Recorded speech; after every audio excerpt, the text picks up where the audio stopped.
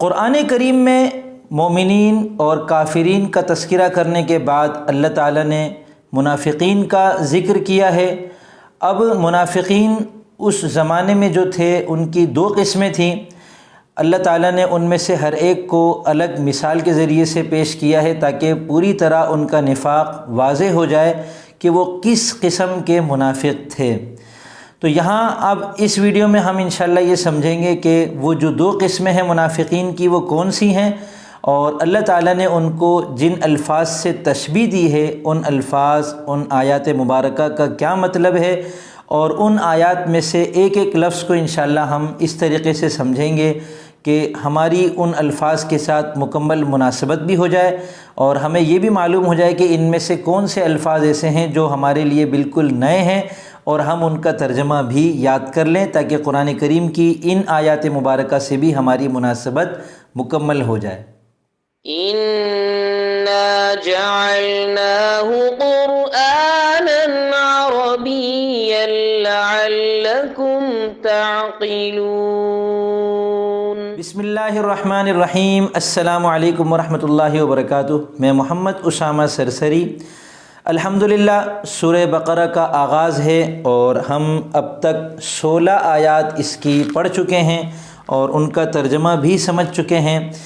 آج کی اس ویڈیو میں ہم آیت نمبر 17، 18، 19، 20 ان 4 آیات کو سمجھیں گے، اور ان میں اللہ تعالیٰ نے منافقین کی 2 قسمیں بیان کی ہیں، ان کی 2 مثالیں الگ الگ پیش کی ہیں۔ ان سے پتہ چلتا ہے کہ اس زمانے میں جب قرآن کریم اتر رہا تھا، صحابہ تھے، سرکار دو عالم صلی اللہ علیہ وسلم دعوت کے فرائض انجام دے رہے تھے، تو اس زمانے میں جو لوگ نفاق میں مبتلا تھے اور ان کے دلوں میں نفاق کی بیماری تھی، وہ 2 طرح کے تھے۔ ایک تو وہ منافق تھے کہ جو واضح طور پر اندر ہی اندر مطلب ان کو یقین تھا کہ ہمیں مسلمان نہیں ہونا اور اسلام سے ہمارا کوئی تعلق نہیں ہے، حالانکہ دلائل پورے واضح ہو چکے تھے، بات پوری سمجھ میں آ چکی تھی، اسلام کی حقانیت کھل کر روز روشن کی طرح ان پر عیاں ہو چکی تھی، مگر انہوں نے اپنے اندر یہ تہیہ کر لیا تھا کہ مسلمان نہیں ہونا، ورنہ اتنی ساری باتیں ماننی پڑیں گی، اتنے سارے احکامات پر عمل کرنا پڑے گا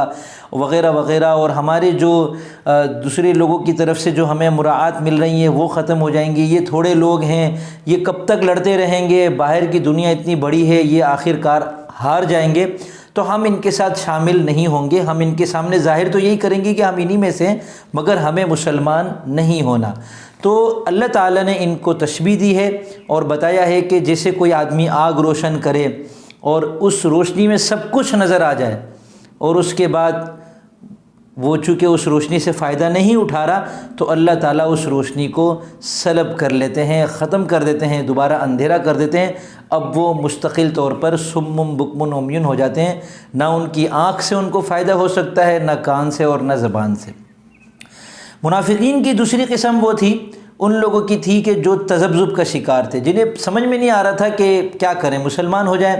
جب اسلام کی حقانیت ان پر واضح ہوتی تھی کہ جنت ملے گی اور مسلمان ہو جانا اور اللہ تعالیٰ کو مان لینا، اور یہ لوگ تو پھیلتے چلے جا رہے ہیں، تو یہ تو واقعی کوئی سچا دین لگ رہا ہے، تو ایسا کرتے مسلمان ہو جاتے ہیں۔ لیکن پھر جب ان کے سامنے بات آتی تھی کہ بھئی یہ احکام ہیں، ان پر عمل کرنا ہے، یہ نہیں کرنا، یہ کرنا ہے، یہ اللہ کا حکم ہے، اس موقع پر اللہ کا حکم یہ ہے، یہ پابندیاں ہیں، یہ آپ کی ذمہ داریاں ہیں، آپ کو زندگی ایسے گزارنی ہے، تو پھر وہ ڈگمگا جاتے تھے اور یہ سوچتے تھے کہ پھر یہ اس پہ ہم بظاہر تو چلو بتا دیتے ہیں کہ ہم مسلمان ہیں، لیکن نہیں، یہ ہم سے نہیں ہو سکے گا، لہٰذا وہ تذبذب کی وجہ سے جو ہے وہ اسلام پر نہیں آ پائے اور ان کے اندر نفاق آ گیا، اور انہوں نے منافقت سے کام لیا، اپنے اندر کے کافر کو مسلمانوں پر ظاہر نہیں ہونے دیا، اور اللہ تعالیٰ کے احکامات کے خوف سے خود کو بچانے کے لیے کہ بھئی ان پر کون چلے گا، تو اندر ہی اندر طے کر لیا کہ اب مسلمان ہم نہیں ہوں گے۔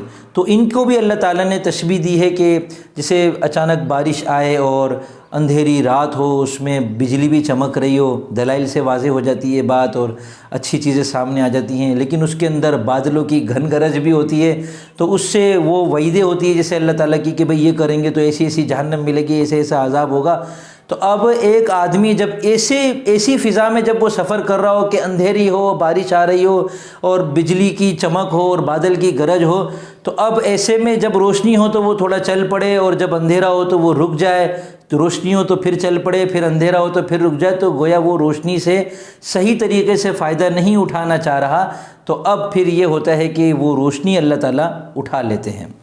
اب آیات کو دیکھ لیتے ہیں، تھوڑی وضاحت اس لیے کر دی کہ یہ ان آیات کے اندر مشکل الفاظ تھوڑے زیادہ ہیں اور ہمیں ان کو یاد کرنا ہے، اور چونکہ بات ایک دم پکچر جب واضح ہو جاتی ہے تو پھر بات کو سمجھنا ہمارے لیے آسان ہو جاتا ہے۔ اعوذ باللہ من الشیطان الرجیم، بسم اللہ الرحمن الرحیم۔ مثلهم كمثل الذي استوقد نارا فلما اضاءت ما حوله ذهب الله بنورهم وتركهم في ظلمات لا يبصرون۔ ان کی مثال، منافقین کی مثال، مثال کو کہتے ہیں۔ اب مثال اردو میں استعمال ہوتا ہے اور مثل بھی اردو میں استعمال ہوتا ہے، اردو شاعری میں، ادبی اردو میں آپ نے مثل کا لفظ سنا ہوگا، مثل اردو میں استعمال ہوتا ہے، تو یہاں مثل کا لفظ ہے جو کہ اردو میں استعمال ہونے والا ہم کہہ سکتے ہیں۔ تو ان کی مثال ایسی ہے۔ اب کمثل کے اندر جو کاف ہے یہ بھی عربی زبان میں تشبیہ کے لیے آتا ہے۔ کاف کا مطلب ہوتا ہے جیسا، کا زیدن زید کے جیسا، کا اسدن شیر کے جیسا، اسد شیر کو کہتے ہیں، تو زیدن کل اسدی، زید شیر جیسا ہے۔ لیکن یہ کاف جب مثل کے شروع میں آتا ہے تو اب دماغ میں اشکال پیدا ہو رہا ہوگا کہ مثل کا مطلب ہی ہے جیسا اور کاف کا مطلب بھی ہے جیسا، تو یہ دو مرتبہ جیسا ہو گیا، تو اب ظاہر سی بات ہے ان میں سے کسی ایک کو زائد ماننا پڑے گا۔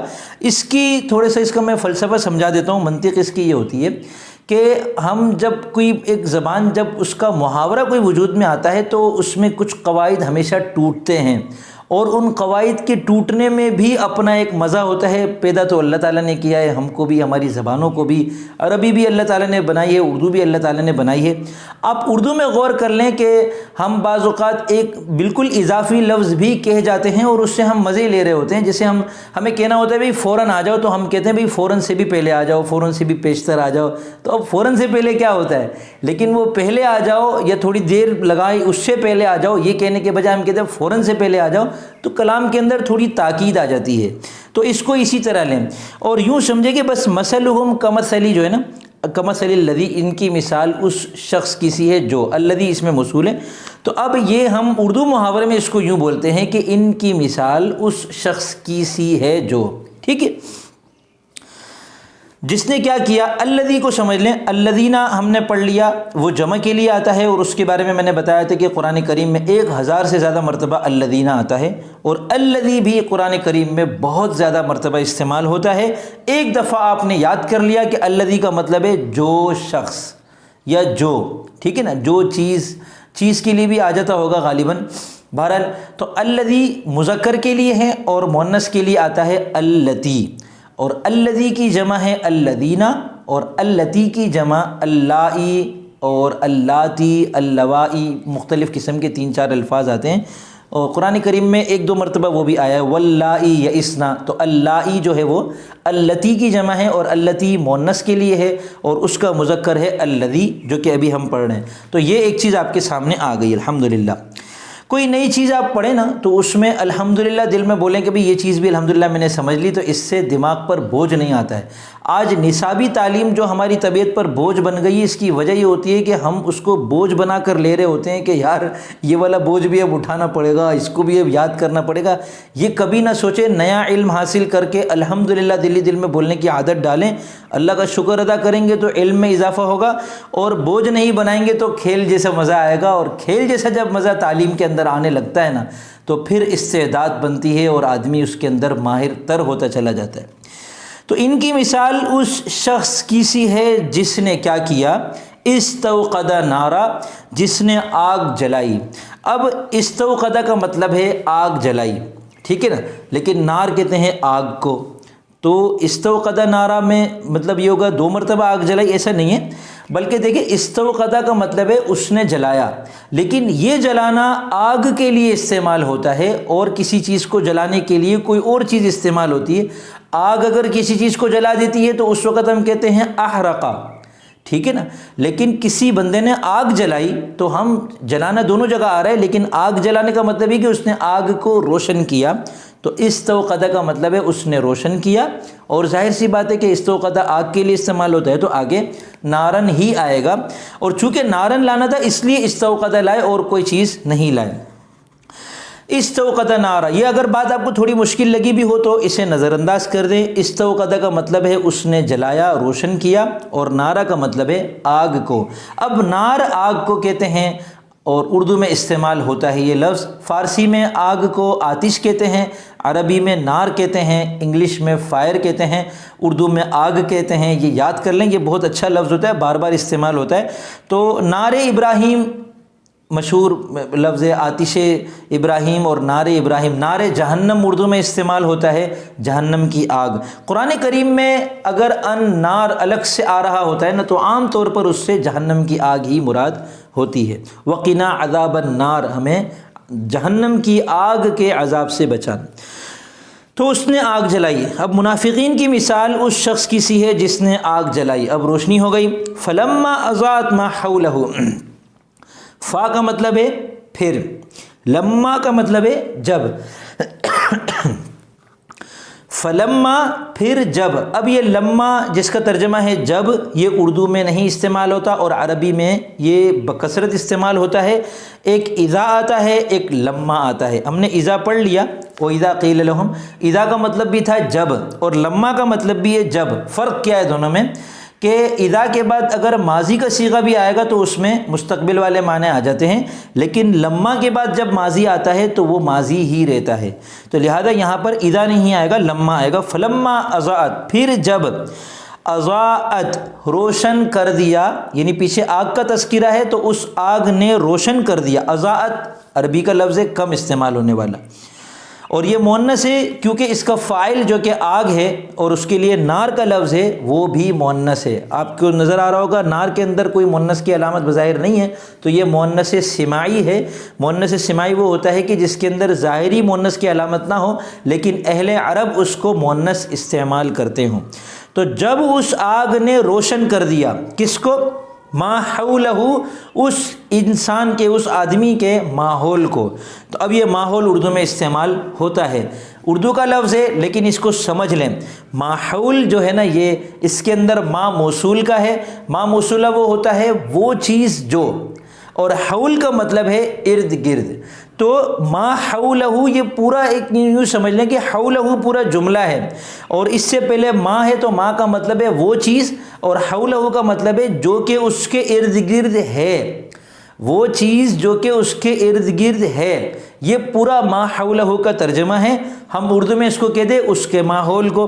تو یہاں سے آپ کو سمجھ میں آ گیا ہوگا کہ ہم اردو میں جو ماحول استعمال کرتے ہیں وہ کتنا پیارا لفظ ہے. آپ یوں کہہ سکتے ہیں کہ ماحول کے اندر صرف جو حول ہے یہ دراصل پورا جملہ تھا جس کے آگے پیچھے کے الفاظ سارے محذوف کر دیے گئے ہیں، اور اب اس کو اردو میں ماحول بنا کر پورا ایک لفظ کے طور پر استعمال کیا جاتا ہے. ٹھیک ہے، جیسے لا حول ولا قوت الا باللہ کے لیے ہم کہتے ہیں بھائی لا حول پڑھ لو، لا حول. تو لا حول اور ما حول عربی کے لفظ ہیں، اردو میں استعمال کر لیے جاتے ہیں. تو جب اس آگ نے اس کے ماحول کو روشن کر دیا، اس کے ارد گرد جو کچھ بھی تھا سب کو روشن کر دیا. اب سب کچھ نظر آ رہا ہے، مگر اس منافق کی منافقت یہ تھی کہ اتنی روشنی کے باوجود اس نے اندر سے اسلام قبول نہیں کیا. تو اب اللہ تعالیٰ نے پھر اس کو سزا دی. پیچھے گزر چکا ہے کہ کافروں کو اللہ تعالیٰ نے ان کے قلوب وغیرہ پہ مہر لگا دی ان کے ضد کی وجہ سے. منافقین کی منافقت پر بھی اللہ تعالیٰ نے یوں سمجھ لے اور ان کو اضافہ کر دیا، فزادہم اللہ مرضا، ان کی ضد کی وجہ سے. روشنی ہو جانے کے باوجود اس روشنی سے فائدہ نہیں اٹھایا، سیدھے راستے پر نہیں آئے. تو اب اللہ تعالیٰ نے کیا کیا؟ ذہب اللہ بنورہم. ذہب وہ چلا گیا، ٹھیک ہے نا. کون چلا گیا؟ اللہ. ذہب اللہ، اللہ تعالیٰ چلا گیا، ٹھیک ہے نا. اللہ تعالیٰ چلے گا، یہ میں لفظی ترجمہ کر رہا ہوں تاکہ آپ کو سمجھ میں آ جائے. کس کے ساتھ گئے؟ بنورہم. با کا مطلب ہے ساتھ، نور کا مطلب ہے روشنی. نور کو کہتے ہیں اردو میں استعمال ہوتا ہے، ہم آپ پڑھ چکے ہیں. اللہ تعالیٰ ان کی روشنی کے ساتھ چلے گئے. اب یہ تو ہو گیا اس کا لفظی ترجمہ۔ اللہ تعالیٰ کہاں جائیں گے؟ اللہ تعالیٰ تو ہر جگہ ہے، وہ جگہ سے پاک ہیں، وہ لامکان ہے، ہم کو اللہ تعالیٰ محیط ہیں، واللہ محیط بالکافرین، ٹھیک ہے نا۔ تو اللہ تعالیٰ تو کہیں نہیں گئے، بلکہ یہاں عربی کا یہ محاورہ جو ہے نا یہ یوں ہوتا ہے کہ جب کوئی کسی چیز کو لے جاتا ہے تو اس کے بارے میں کہا جاتا ہے ذہب بہ، وہ چلا گیا اس کو لے کر، اس کے ساتھ چلا گیا، یعنی وہ اس کو لے گیا۔ تو ہم یوں کہہ سکتے ہیں کہ ذہب بی، یہ دیکھیں بات صلے میں آ رہا ہے، اور پچھلی ویڈیو میں نے بتایا تھا صلہ کیا ہوتا ہے۔ تو ذہب بی کا مطلب ہوتا ہے وہ لے گیا۔ ذہب اللہ بنورہم، اللہ تعالیٰ ان کے نور کو لے گئے، اور یہاں لے جانے کا مطلب کیا ہوگا کہ اللہ تعالیٰ نے ان کا نور، ان کی روشنی کو ختم کر دیا۔ اب اس کے دونوں مطلب ہو سکتے ہیں کہ اللہ تعالیٰ نے اس آدمی کے جس نے آنکھ روشن کی اور اس کی روشنی سے فائدہ نہیں اٹھایا، تو اللہ تعالیٰ نے اس کی آنکھوں کی بینائی ختم کر دی، اب باہر کی روشنی اس کے لیے بیکار ہو گئی۔ دوسرا مطلب یہ بھی ہو سکتا ہے کہ اللہ تعالیٰ نے ان لوگوں کے لیے باہر کی جو روشنی تھی وہ ختم کر دی، اب ان کی توفیق اللہ تعالیٰ نے چھین لی، اب یہ اس سے ہدایت نہیں پا سکتے، ان کی ضد کی وجہ سے یہ ہوا۔ وَتَرَكَهُمْ فِي ظُلُمَاتٍ، اب جب کہ روشنی اللہ تعالیٰ نے ان سے چھین لی تو ان کو اللہ تعالیٰ نے چھوڑ دیا اندھیریوں میں۔ واو کا مطلب ہے اور، ترک کا مطلب ہے اس نے ترک کیا، ترک اردو میں استعمال ہوتا ہے چھوڑنا کے معنی میں، تو ان کو، ہم کا مطلب ہے ان کو، ترکہم اللہ تعالیٰ نے ان کو چھوڑ دیا، فی کا مطلب ہے میں، ظلمات ایسی، ان کو اندھیریوں میں چھوڑ دیا۔ اب وہ اندھیرے، ظلمتن کا مطلب ہے اندھیرا یا اندھیری، یہ مذکر مؤنث جو ہے نا یہ کم زیادہ کے اعتبار سے، اور یہاں پر، اور ظلمات جو ہے وہ ظلمات، ظلمتن کی جمع ہے کئی سارے اندھیرے، کیونکہ روشنی تو ایک ہی ہے نا اسلام۔ اب جب ایک آدمی اس روشنی سے اپنے آپ کو محروم کر دے گا تو باہر ہر طرح کے جتنے بھی کفر ہیں، جتنے بھی نفاق ہیں، جتنی بھی شرک کی قسمیں، یہ سب کے سب اندھیرے ہیں۔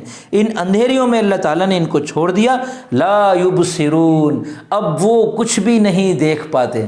تو اب سرا یبصرو کے معنی ہے دیکھنا، محسوس کرنا، سمجھنا۔ اب انہیں کچھ بھی محسوس نہیں ہوگا کہ بھائی کہ روشنی کیا ہوتی ہے اور راستہ کیا ہوتا ہے، اب وہ اسی میں بھٹکتے رہیں گے۔ تو اب وہ کیسے ہو گئے؟ چونکہ اللہ تعالیٰ نے ان کے لیے ساری توفیق سلب کر لی، تو اب ان کی آنکھ ان کو کوئی فائدہ نہیں دے گی، ان کو کچھ نظر نہیں آئے گا، باطن کی آنکھ سے بھی نظر نہیں آئے گا، ان کی زبان ان کو کوئی فائدہ نہیں دے گی، ان کے کان ان کو کوئی فائدہ نہیں دیں گے، وہ بات سنیں گے بھی تو اس پر عمل نہیں کر پائیں گے، کوئی خیر کی بات بولنا چاہیں گے بھی تو اس میں کوئی خیر نہیں ہوگی۔ تو اب وہ کیسے ہو گئے؟ صم بکم عمی، صم کا مطلب ہے وہ بہرے ہیں، بکم کا مطلب ہے وہ گونگے ہیں، عمی کا مطلب ہے وہ اندھے ہیں۔ ٹھیک ہے، ان کو یاد کر لیں، یہ عربی میں کم استعمال ہوتے ہیں، یہ جمع کے صیغے ہیں۔ سمن اسم کی جمع ہے، بکمن ابکم کی جمع ہے، اور عمی اعما کی جمع ہے۔ اعما لفظ عربی کا ہے اور اردو میں کبھی کبھار استعمال ہو جاتا ہے لیکن بہت کم ہے، لہذا ہم یہی کہیں گے کہ یہ عربی کے 3 الفاظ ایسے ہیں جو آپ کو یاد کرنے ہیں۔ گونگے، بہرے، اندھے ہیں، لا فہم لا یرجعون، اب وہ لوٹ کر واپس نہیں آ سکتے۔ تو اب اس میں دونوں مطلب ہو سکتے ہیں کہ ان کو دوبارہ ہدایت کی توفیق ہی نہیں ملے گی، یا ان کی موت آ چکی ہے تو اب ان کے لیے ہمیشہ ہمیشہ کے لیے جہنم ہے، وہاں سے واپسی کے سارے راستے ان کے لیے مسدود ہو چکے ہیں۔ او کصیب من السماء فیہ ظلمات ورعد وبرق، یہاں سے منافقین کی دوسری قسم کو اللہ تعالیٰ مثال دے کے سمجھا رہے ہیں کہ جو تذبذب میں تھے کہ روشنی ہو رہی ہے تو چل رہے ہیں، اندھیرا ہو رہا ہے تو رک رہے ہیں، مطلب یہ کہ ان کو اسلام کی حقانیت واضح ہوتی ہے تو مسلمان ہونے کی طرف مائل ہوتے ہیں، لیکن جب ذمہ داریوں کا، حلال حرام والے احکامات کا ان کو پتہ چلتا ہے تو گھبرا جاتے ہیں اور کہتے ہیں کہ یار مسلمان نہیں ہونا چاہیے ہمیں۔ تو ان کی مثال دے رہے ہیں او، یا، او کا مطلب ہے یا، اردو میں یا آپ کو پتہ ہوگا، دیکھو ایک تو یا عربی کا ہے یا محمد، یا رسول اللہ، یا اللہ، اس کا تو ترجمہ ہوتا ہے اے۔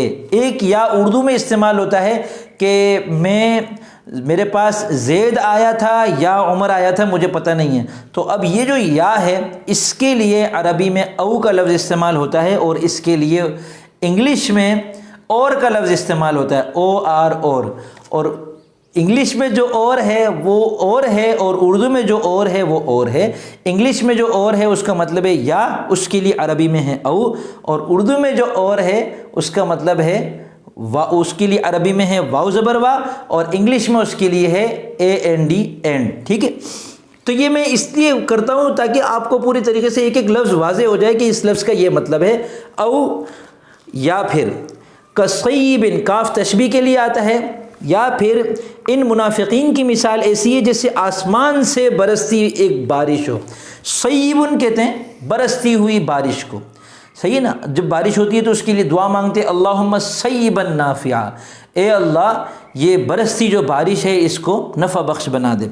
तो औ कसय्यिबिन मिनस समा, मिन का मतलब है से, और अस्समा कहते हैं आसमान को, या आसमान से बरसती बारिश की तरह, ठीक है ना। और फिर इसको रवानी में यूँ कहेंगे, या फिर उनकी मिसाल ऐसी है जैसे आसमान से बरसती कोई बारिश हो, फीही उस बारिश के अंदर ज़ुलुमात अंधेरे हों, व राअदुन और बादल की गरज हो, व बरक़ुन और बिजली की चमक हो, यानी पूरी गरज चमक के साथ जो बारिश हो रही होती है और चारों तरफ अंधेरा, अंधेरे में ही बिजली चमकती है तो अंधेरे में बिजली की चमक महसूस होती है, नज़र आती है। तो अंधेरा है, बारिश हो रही है, बादल के गरजने की आवाज़ आ रही है, बिजली के चमकना में नज़र आ रहा है, तो उसमें फिर क्या होता है, ये अल्लाह ताला ने एक नक्शा खींचा है। देखें, बात ऐसी करना कि एक तस्वीर बन जाए दिमाग के अंदर, ये इंतहाई फसाहत और बलागत की आला तरीन सूरत होती है, इसको मुहाकात कहते हैं।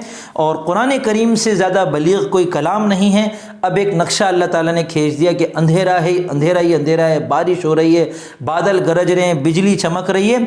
अब ये लोग क्या कर रहे हैं मुनाफिकीन, यजअलून असाबिअहुम फी आज़ानिहिम मिनस्सवाइक़ हज़रल मौत, मौत के डर से, मौत से बचने के लिए बिजली की कड़कों की जो आवाज़ें हैं उनसे अपने कानों में अपनी उंगलियां डाल रहे हैं।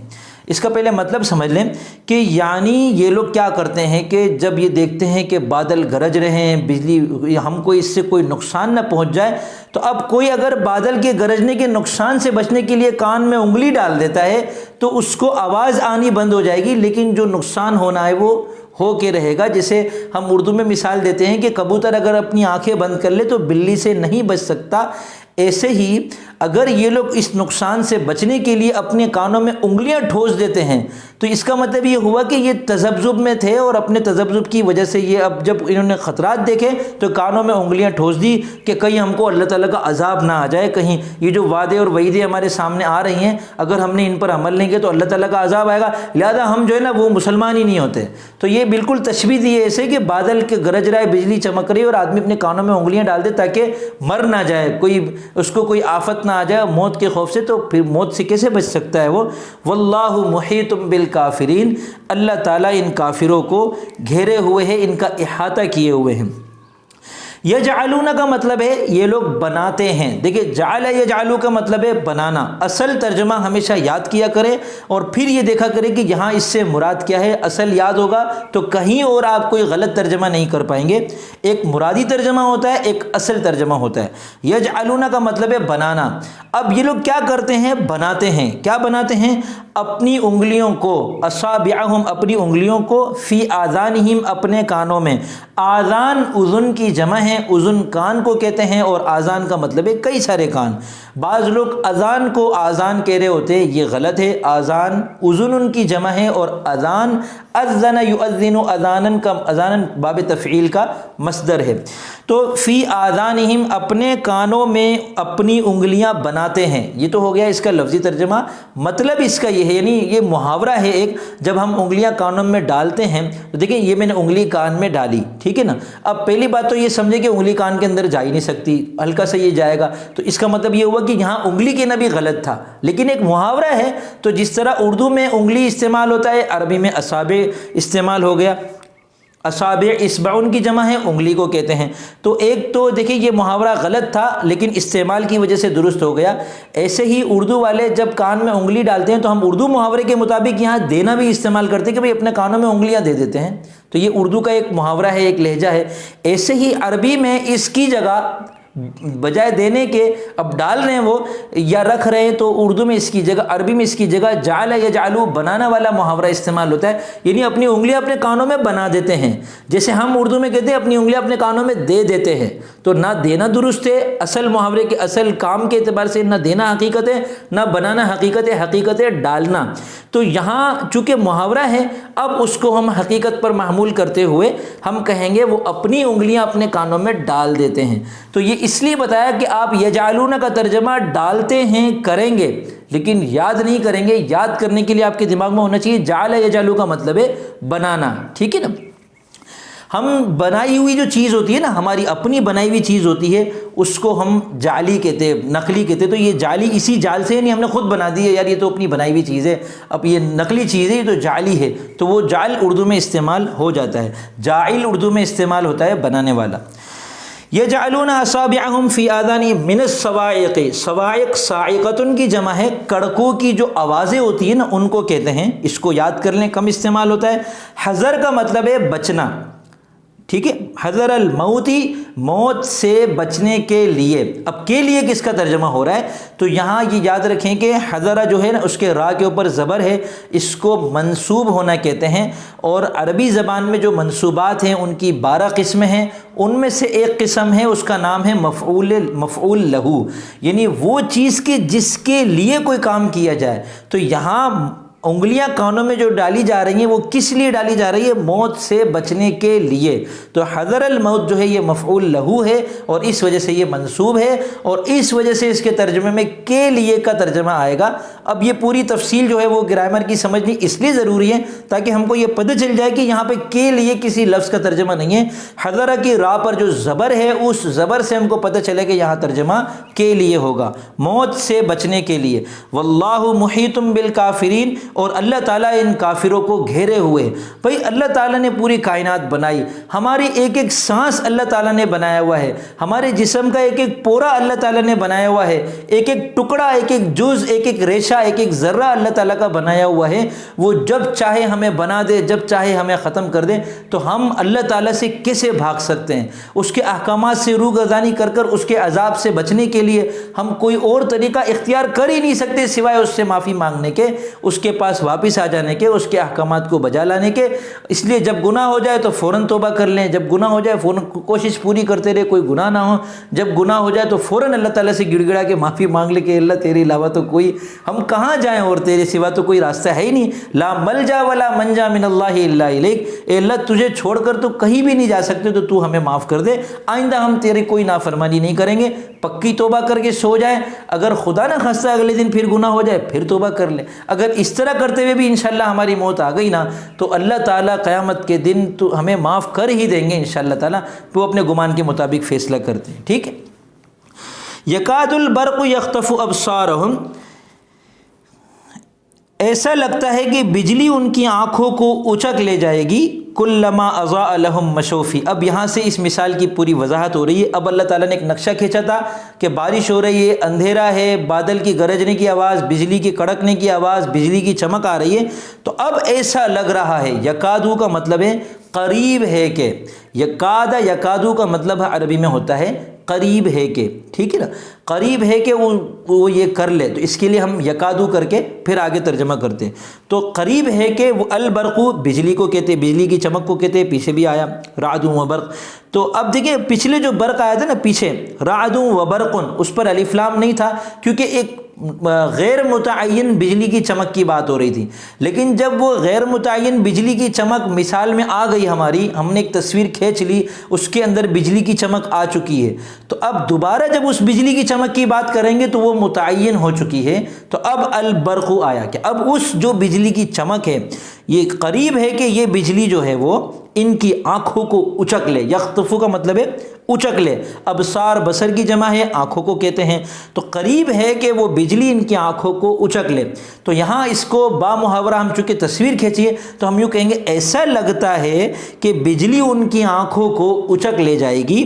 کلما اضاء لهم مشوا فیہ، جب کبھی وہ بجلی ان کے لیے روشنی پیدا کرتی ہے تو وہ اس میں چل پڑتے ہیں. وَإِذَا أَظْلَمَ عَلَيْهِمْ قَامُوا، اور جب وہ بجلی ان پر اندھیرا کر دیتی ہے تو وہ ٹھہر جاتے ہیں. یہ تو ہو گئی مثال مکمل. اب ایک ایک لفظ کو سمجھ لیں. کلما کا مطلب ہے جب کبھی، کلما یعنی کلّا کا مطلب ہے ہر، اور ما آپ نے پڑھ لیا کہ ماں کئی طرح کے سے آتے ہیں. تو یہ ماں جو ہے یہ اس کو آپ موصولہ بنا لیں یا مصدریہ بنا لیں، لیکن یہ دونوں جب مل جاتے ہیں تو یہ ایک اس کا ایک الگ مفہوم ہوتا ہے. کلما کا مطلب ہے جب کبھی. ٹھیک ہے، جب کبھی، یعنی آپ کو جب یہ کہنا ہو نا کہ بھئی جب کبھی میں تجھ سے بات کرتا ہوں تو آپ کلما کا استعمال کریں گے، کلما اتکلم معک، میں جب کبھی آپ سے بات کرتا ہوں تو پھر آپ مجھے بات ہی نہیں سن رہے ہوتے.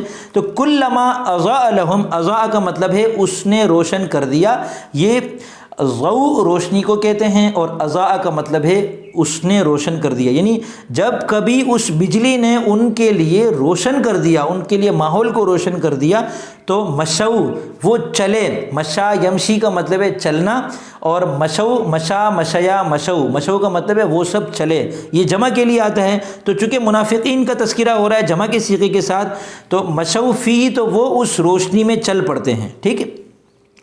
وَإِذَا أَظْلَمَ، اور جب، اظلم کا مطلب ہے اندھیرا کر دینا، ظلمات پیچھے گزرا، ظلمت اندھیرے کو کہتے ہیں، اظلم کا مطلب ہے اس نے اندھیرا کر دیا.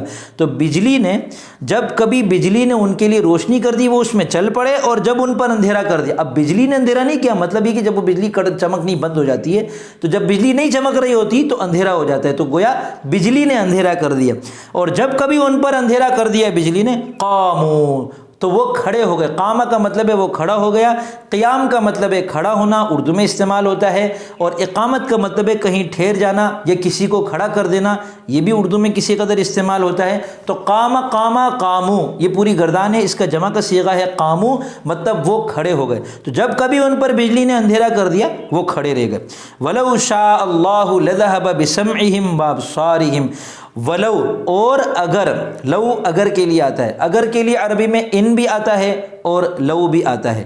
ان جو آتا ہے وہ اذا کی طرح اپنے بعد آنے والے ماضی کو بھی مستقبل بنا دیتا ہے، اور لو جو آتا ہے وہ اپنے بعد والے مستقبل کو بھی ماضی بنا دیتا ہے. یہ یاد رکھیے گا، اس کو لکھ لیجئے گا. ٹھیک ہے. تو یہاں تو لو کے بعد آ ہی ماضی کا صیغہ رہا ہے. تو دیکھیں شاء کا مطلب ہے اس نے چاہا، شاء اللہ، اللہ نے چاہا، ان شاء اللہ، ان میں نے کہا تھا نا ان بھی آتا ہے اگر کے لیے، تو ان شاء اللہ کا مطلب ہے اگر اللہ چاہے گا. تو ان نے یہاں پر شاء کو مستقبل بنا دیا. ہم کہتے ہیں ما شاء اللہ، یہاں ما موصولہ ہے، جو کچھ اللہ نے چاہا. اب لو نے کیا کیا، ولو شاء اللہ، اگر اللہ نے چاہا. اس کا ترجمہ یوں نہیں کرتے ہم، اس کا ترجمہ کرتے ہیں اگر اللہ چاہتا. تو یہ جو چاہتا، جو انداز ہے نا ہمارا اردو کا، یہ تمنا کے لیے آتا ہے. تو لو جو ہے یہ اگر کے معنی میں آتا ہے، اور اگر ایک تمنا کے لیے جو آتا ہے نا کہ اگر آپ میری بات سن لیتے اس وقت تو اتنا بڑا جھگڑا نہ ہوتا ہمارا.